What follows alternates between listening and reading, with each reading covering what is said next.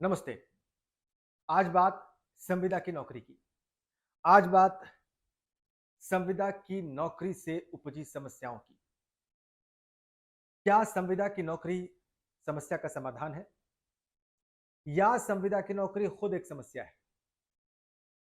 क्या देश और प्रदेश के युवाओं को संविदा की नौकरी देकर उनकी या देश और समाज की समस्या का समाधान किया जा रहा है?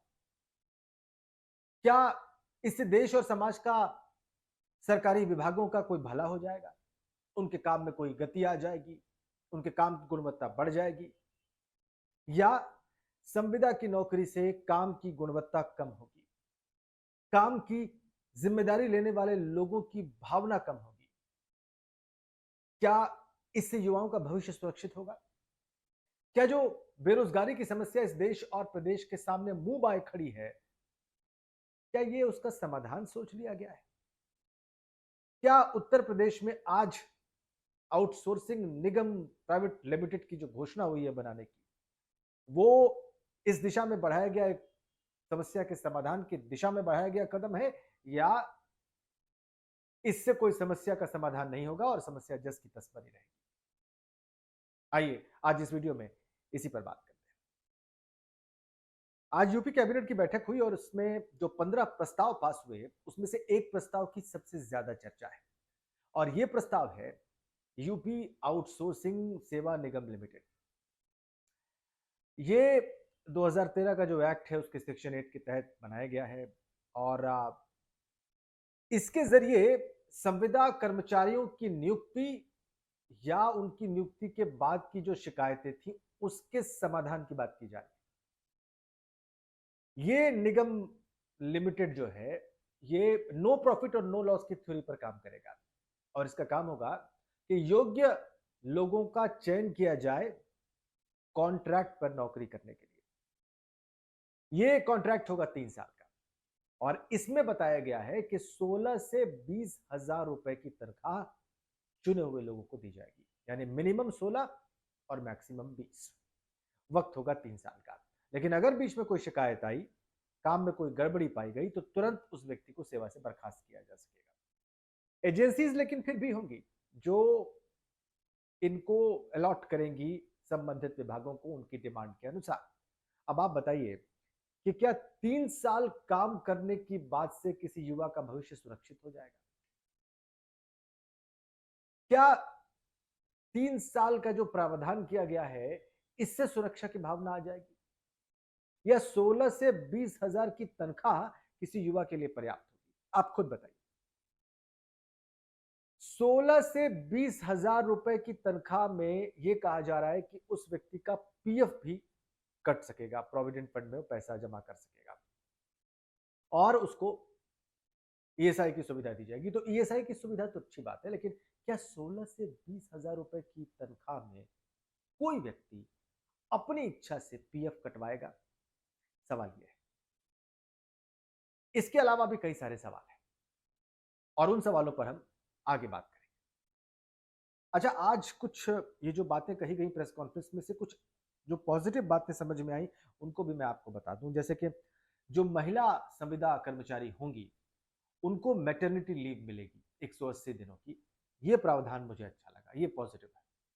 इस नेगेटिविटी के बीच में, अंधेरों के बीच में जो सकारात्मक बात थी, जो रोशनी थी, वो ये थी। इसके अलावा आरक्षण की व्यवस्था जो परमानेंट नौकरियों के लिए होती है, वो इसमें भी होगी, यानी कि एससी, एसटी, ओबीसी, महिला कर्मचारी, दिव्यांग और इसके अलावा जो स्वतंत्रता सेनानी वाला प्रावधान है आरक्षण का, वो इसमें लागू रहेगा। तो ये कुछ पॉजिटिव बातें हैं, लेकिन सवाल यही है कि क्या संविदा की व्यवस्था को ही अब असली व्यवस्था मान लिया गया है बेरोजगारी के समाधान का?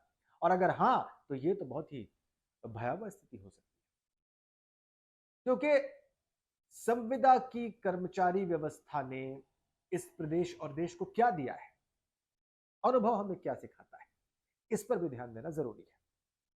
अब आपको कुछ आंकड़े देता हूं, कैसे इसको समस्या का समाधान समझ लिया गया है, यह बताता हूं। मैं प्रदेश में एक बड़े अखबार की रिपोर्ट के अनुसार, जो कि इसी साल जनवरी की है, 6,28,000 संविदा कर्मचारी हैं। सिर्फ 28 विभागों में प्रदेश के कार्मिक विभाग ने जब डेटा मांगा तो इन 28 विभागों ने 6,28,000 कर्मचारी अपने वहां संविदा पर बताए। इनमें से 2,88,000 कर्मचारी अकेले बाल पुष्टाहार विभाग में काम करते हैं और निकायों में लोकल बॉडीज में 1,70,000 संविदा के कर्मचारी हैं। लेकिन आपको भी मालूम है कि संविदा के कर्मचारी सिर्फ इतने भर नहीं है। अनुदेशक, शिक्षा मित्र, पंचायत सहायक, रसोइये, ये वो वर्ग हैं जो संविदा पर काम कर रहे हैं। 6,000, 9,000, 10,000 रुपए इनको मानदेय मिलता है। और अनुदेशकों और शिक्षा मित्रों की स्थिति तो ये है कि उनको 11 महीने का मानदेय मिलता है। और हाजिरी का जो संकट है वो भी इन वर्गों का बहुत बड़ा है। अटेंडेंस इनसे बायोमेट्रिक ली जाती है, मतलब काम इनसे पूरा लिया जाता है वैसे ही जैसे कि एक परमानेंट, एक स्थायी कर्मचारी से लिया जाता हो। लेकिन दिया क्या जाता है, इनको सुविधाएं क्या मिलती है, ये हम सबके सामने है। तो इन अनुभवों के आधार पर और इनकी शिकायतों के आधार पर यूपी आउटसोर्सिंग निगम लिमिटेड का निर्माण किया गया। लेकिन उसमें क्या दिया जा रहा है, उसमें दिया जा रहा है 16 से 20,000 रुपए। ये तब है जब सरकार कहती है कि बहुत संवेदनशीलता के साथ निर्णय लिया गया है, बहुत सोच समझकर फैसला किया गया है। ये सोच समझकर लिया गया फैसला है। 16 से 20,000 रुपए महीने की तनख्वाह, क्या इसमें किसी का पेट पल जाएगा? क्या वो पति पत्नी अपने 2 छोटे बच्चों को इसमें पाल सकेगा इस महंगाई में? और अगर उसके माँ बाप उस पर आश्रित है तो क्या उनकी दवाइयों का बोझ, उनके खर्चों का बोझ उठा सकेगा? ये आप खुद बताइए। 3 साल की नौकरी में वो कितना सुरक्षित महसूस करेगा? और अगर 3 साल बाद भी अगर अपना ये टर्म पूरा कर ले और उसका कॉन्ट्रैक्ट रिन्यू न हुआ या उसकी आवश्यकता खत्म हो गई तो उसके बाद वो क्या करेगा? बीच में अगर उसको नौकरी से निकाल दिया जाए तो प्रावधान ऐसे हैं कि उसको वापस नौकरी मिल पाना या उसके साथ न्याय हो पाना बहुत कठिन होगा। तो क्या ये आउटसोर्सिंग निगम लिमिटेड समस्या का समाधान है या ये दरअसल समस्या को और विस्तार देने जैसा है, समस्या को और खींचने और टालने जैसा है? मुझे लगता है कि समस्या का समाधान नहीं है। और मुझे अपने जो जानने वाले हैं या सोशल मीडिया पर जो लोग मौजूद हैं, जो युवा काम कर रहे हैं सरकारी विभागों में या काम करना चाहते हैं या प्रतियोगी परीक्षाओं की तैयारी कर रहे हैं, उनकी जो प्रतिक्रियाएं मिली हैं वो साफ कह रही हैं कि आउटसोर्सिंग पर ज्यादा फोकस करना दरअसल समस्या से भागना है और ये समस्या का समाधान नहीं है, न देश में न प्रदेश में। आपको क्या लगता है? नीचे कमेंट में जरूर लिखें, बेबाक लिखें। कोई जरूरी नहीं है कि आप मेरी राय से प्रभावित होकर लिखें, आप अपनी राय भी तार्किक तरीके से लिख सकते हैं। और अगर आप इस वीडियो के कंटेंट से सहमत हैं, इसको अधिकतम शेयर करें, इस चैनल को अधिकतम शेयर करें, इस प्लेटफॉर्म को आगे बढ़ाएं। यह आपकी भी जिम्मेदारी है, सही और तार्किक बात रखने के लिए, सही और तार्किक बात करने के लिए।